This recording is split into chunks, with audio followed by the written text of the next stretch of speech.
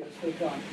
Yes, I'm an associate fellow in the Centre for the Study of the Renaissance, and my own particular specialism is in the English literary Renaissance. I should thank Emma and her colleagues for inviting me today, thereby in a single act demonstrating themselves to be not only gender neutral but also age neutral, since I'm probably the oldest, almost the oldest here by several decades. So thank you for that. Just to place my character, I'm going to be talking about John Davis of Hereford.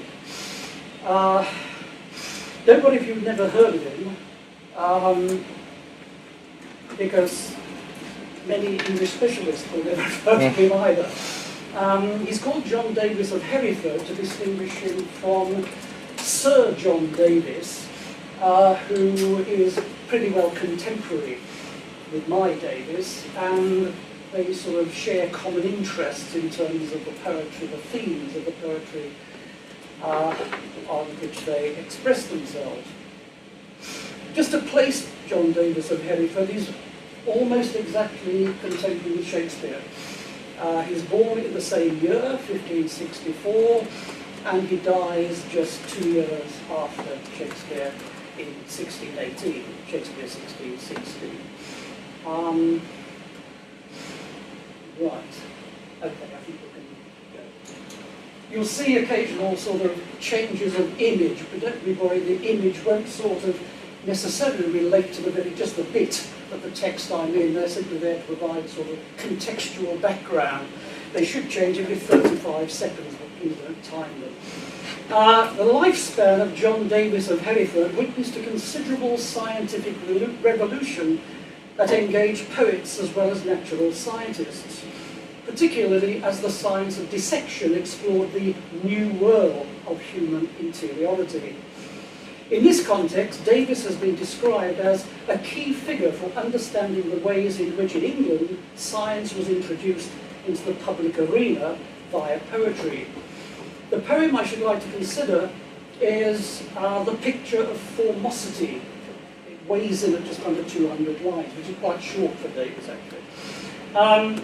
Picture of Formosity. The word formosity, meaning beauty with a capital B, is a characteristic Davis exoticism that he had used just once before to refer to the futility of any attempt to comprehend the nature of the Godhead. In the Picture of Formosity, he addresses beauty perceived in terms of its abstract archetype, Platonic form or idea.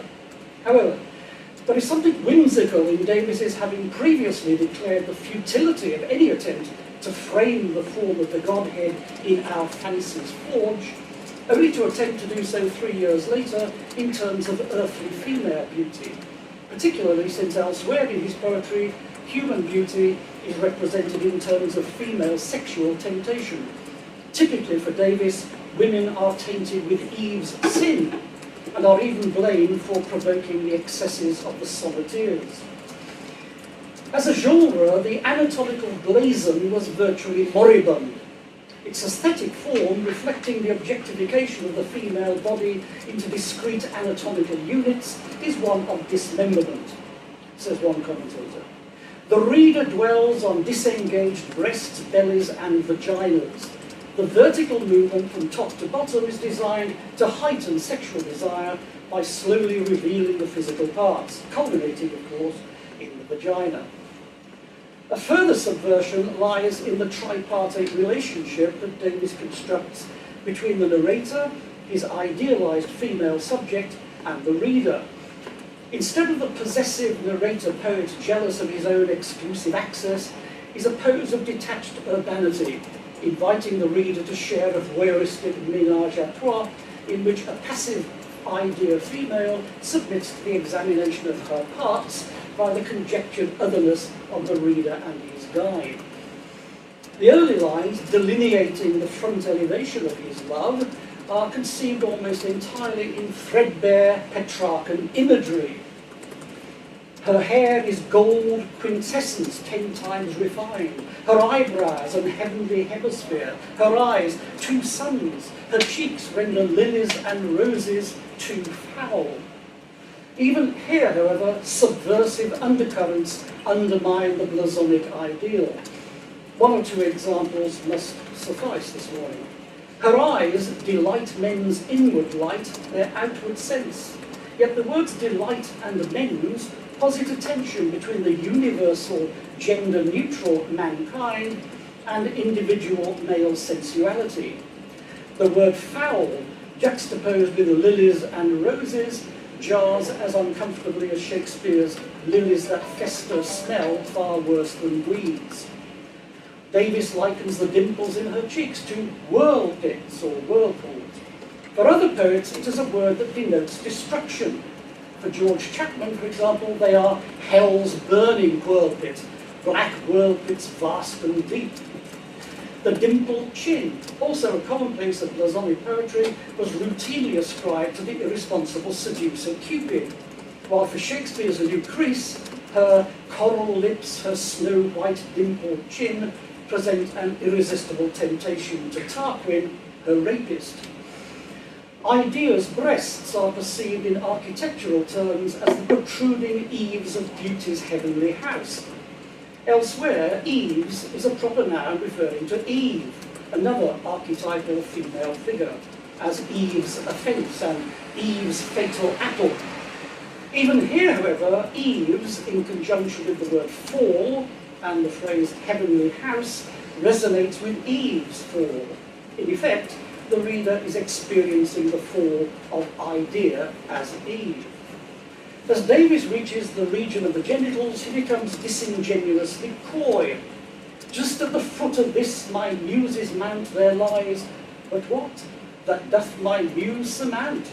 To express it as it is, without offence, such is this secret's unknown excellence. However, the double entendre of muse's mount playing on Mount Olympus and the Mons Veneris, together with the repetition and capitalization of it and it, given that the word it has long been lexical shorthand for the genitals of either sex, only serves to draw attention to the very thing that his delicate muse must surmount if he is to proceed without offence, confirming the device as a teasing equivocation. Legend has it that at the base of Mount Olympus runs the sacred river Helicon, and so it is here. But at Olympus' foot runs Helicon. Then think what makes good my comparison with purest thought, and so perhaps you shall ne'er guess from whence love's Helicon doth fall. The naming of parts is thus passed by a skilful feint to the reader, who is instructed to think what makes good my comparison with purest thought. And if with purest thought, then perhaps she shall ne'er guess. If the reader has indeed guessed, then the guilt of recognition is entirely his own.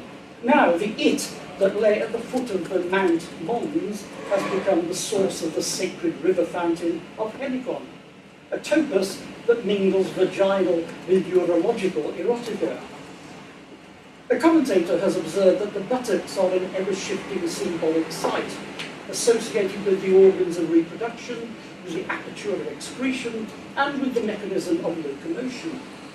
For the sonneteer, the buttocks are less reproductive excretory signifiers as erotic ones. Perversely again, Davis elects the excretory erotic as his floating signifier. Her butt, as he puts it, is described as her foulest part, and then as the postern gate where nature thrusts out that which she doth hate. The shock of the abrupt switch from idealized human fantasy to the gross realism of bodily purgings of love's Helicon and the postern gate seems almost to echo the Tertullian axiom, woman is a temple built over a sewer. However, when Davis refers to the buttocks as haunches, he elides the body's exterior and interiority, since the term was also a medical term, identifying subcutaneous body parts in the dissection room. An anatomy manual of 1586 has, the haunches are the lower part of the womb, joining to the thighs and the secret members. Throughout formosity, each inventoried item is systematically labelled with a marginal note, resembling the labelling of anatomical diagrams in the manuals. And the poet's detached tone suggests rather academic rigour, combining the roles of lector, ostensor, and sector, than the ardour of the lover.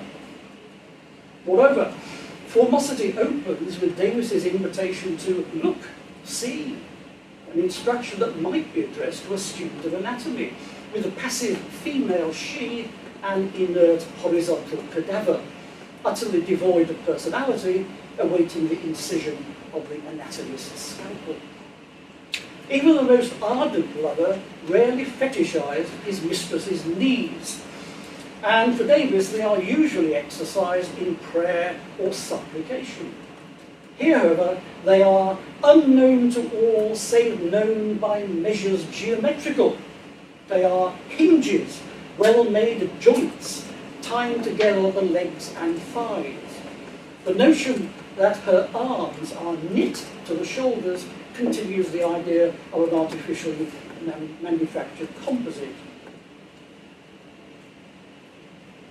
Such constructed and artificial images, artifactual images from joinery, convey a sense of the poet's love as a constructed object, associating her with the craftsman or artisan, while joinery was routinely employed for other kinds of joining, including all forms of underwater sexual.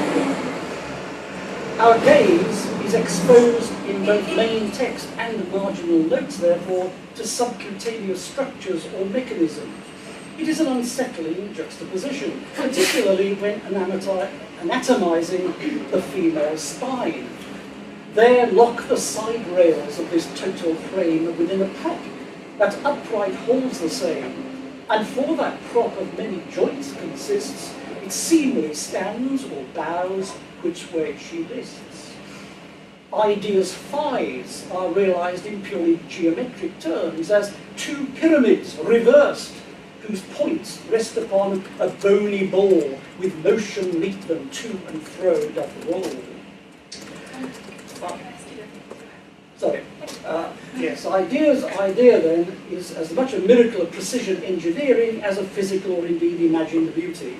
In this respect, perhaps, Davis's creation may invite comparison with the postmodern school of Donna Haraway and the hybridized post-human species of techno-science, or indeed the carnal art of the performance artist Orlan that loves parody and the baroque, the grotesque and the extreme, reversing the biblical idea of the word made flesh as the flesh made word. One more paragraph. The systematic striptease of the anatomizer proceeds like the tantalizingly piecemeal unclothing of the model in a strip club or soft porn video. In the dissection hall, the observer's gaze is legitimately voyeuristic, seeking knowledge rather than erotic titillation.